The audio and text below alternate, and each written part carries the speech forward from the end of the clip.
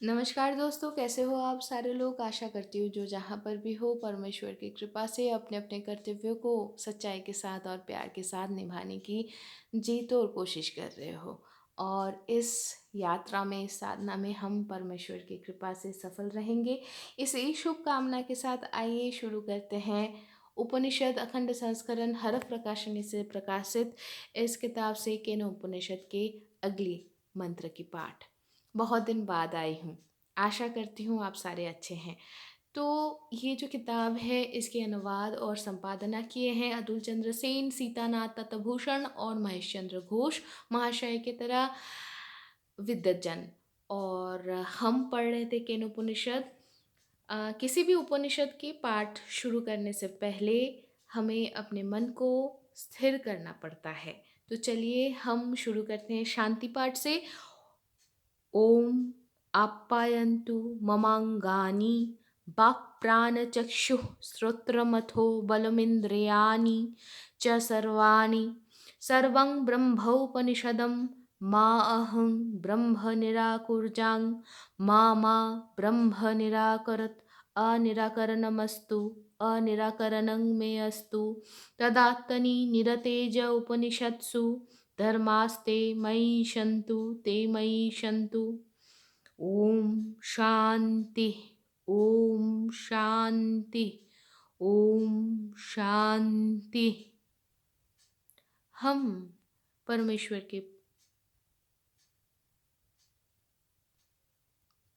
के पास एक ही प्रार्थना करते हैं कि वो अपने कृपा से हमारे इस साधन यंत्र, इस देह रूप साधन यंत्र के हर ज्ञानेंद्रिय को, हर कर्मेंद्रिय को परिपोषित करें। उपनिषद में वर्णित सब कुछ ब्रह्म है। हम उनसे अलग हैं या वे हमको त्याजे हैं, ऐसे भ्रम हमारे मन में उत्पन्न ना हो। और हम ये गुहार लगाते हैं कि धीरे धीरे हम में वो सब कुछ, वो सारे कर्म, वो सारे धर्म हमारे जीवन में परिस्फुट हो, परिभाषित हो। और इसी साधना में अगर किसी भी प्रकार के आदि भौतिक, आदि दैविक या आध्यात्मिक बाधाएं उपस्थित हो तो वो उनका शमन करे। तो इसी प्रार्थना के साथ चलिए शुरू करते हैं केनोपनिषद के पाठ। केनोपनिषद 4 खंडों में विभक्त है। पहला खंड हमें परिचित करवाता है ब्रह्म से। कहा हमें कहते हैं, हमें ये ज्ञान देते हैं कि जिसके कारण से आँख देख सकता है, नाक सूंघ सकता है, मुंह बोल सकता है, मन सोच सकता है, कान सुन सकता है, वो कारण और जिनके लिए ये सारे ज्ञानेंद्रिय उनके सामने लाया गया या आया हुआ तथ्य को विश्लेषण कर पाता है, वो ही परम कारण है ब्रह्म।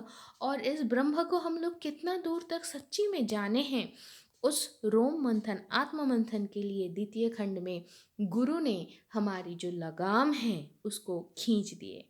और उससे हमें ये उपलब्धि हुई कि हम उनको नहीं जानते हैं संपूर्ण रूप में, ये सही नहीं है। लेकिन हम उनको संपूर्ण जान चुके हैं, वो भी सही नहीं है। ये जो जानना, यही जानना जब उपलब्धि में पर्यवसित होगा तभी जाके हम सही मायने में ब्रह्म को जान पाएंगे। और यही साधना है इस जीवन का, इस देह का। इस देह में रह के यही हमें करके जाना है।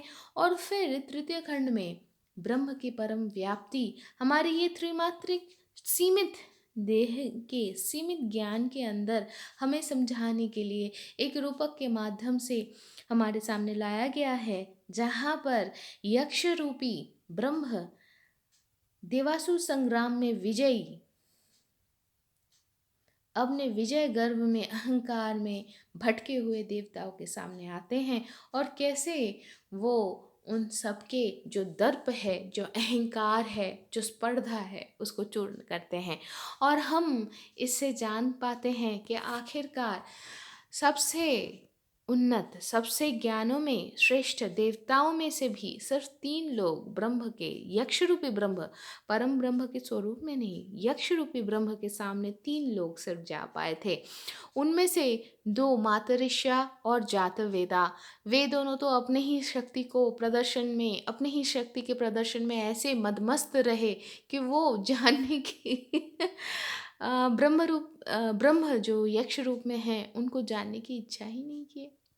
तो वो लोग जान नहीं पाए, लेकिन ब्रह्म के पास तो वो लोग पहुंचे थे, इसीलिए वो बाकियों से अच्छे हुए, मतलब श्रेष्ठ हुए ज्ञान में। लेकिन सिर्फ जानने की इच्छा से इंद्र पहुंचे थे, भले चाहे उनकी मन की शुद्धि नहीं हुई थी। तो इसीलिए यक्ष ने उनकी तो दर्प चूर्ण नहीं की, लेकिन उनके सामने से वो अदृश्य हो गए। और इसके बाद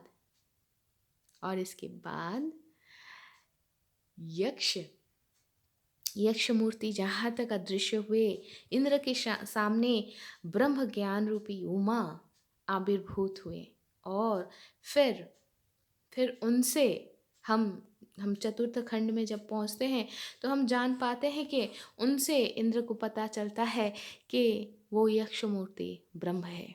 और इसी के कारण फिर आगे क्या होता है, तो 27वां जो मंत्र है वो वहाँ से हम जानते हैं कि इंद्र आखिरकार जान जाते हैं कि वो यक्ष मूर्ति ब्रह्म है।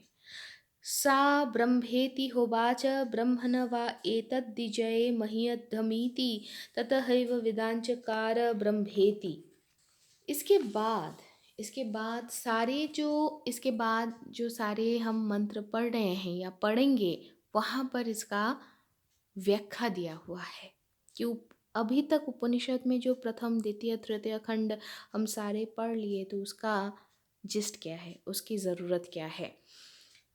कहा गया है तस्माद्दा इंद्र अतितरामि बान्यान देवान स हेनन्निदिष्टं पस्पर्श स हेनत प्रथमो विदांचकार ब्रह्मेति तस्यैष आदेशो जदेतद्दिदुतो वद्धु तदा इतिन्न मिमिषदा इत्यधिदैवतम्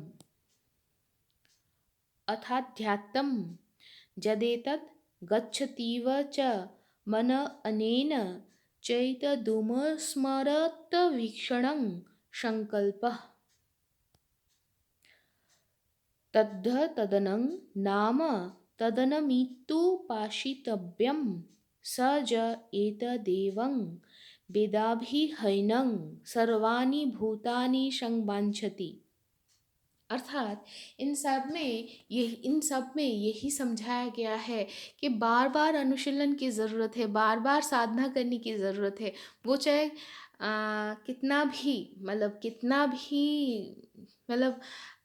ऐसे अगर बोलें कि पहली बार बच्चा जब दो पैर में चलने के लिए प्रचेष्टा करता है, तो वो 2 पैर में चलता ही नहीं है, वो 4 पैरों में घुटनों के बल रेंगता है। लेकिन उससे भी पहले वो जो लेटा हुआ होता है, वो अपने पीठ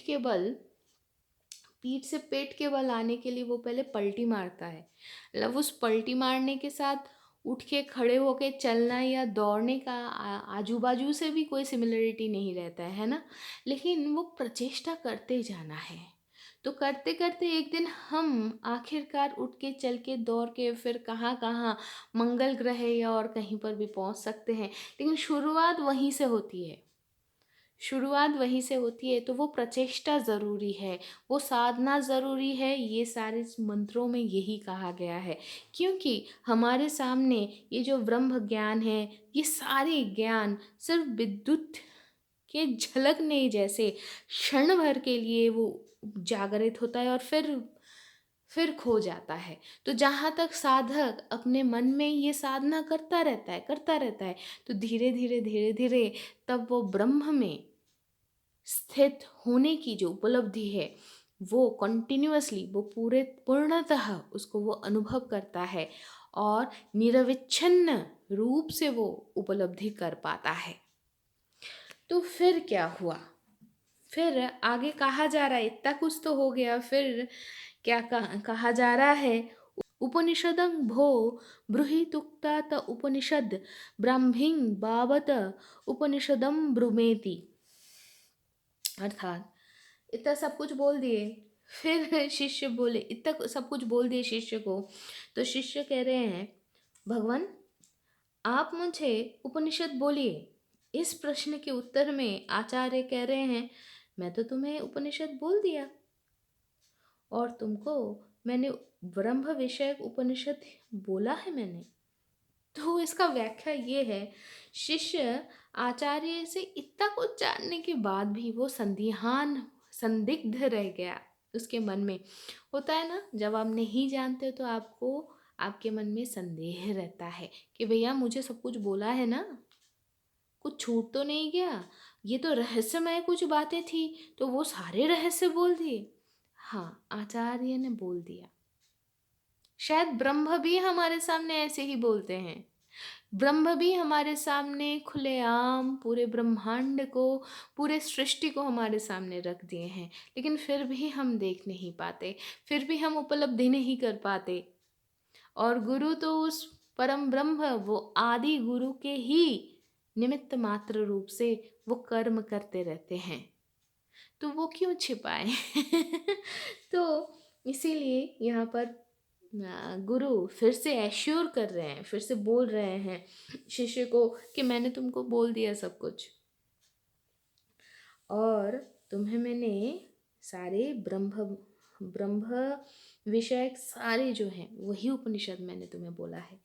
तो आज तक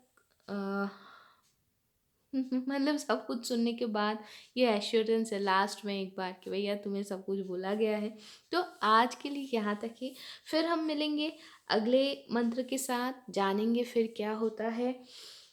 तब तक के लिए अच्छे से रहिए, खुश रहिए और प्रार्थना में रहिए। शुभमस्तु।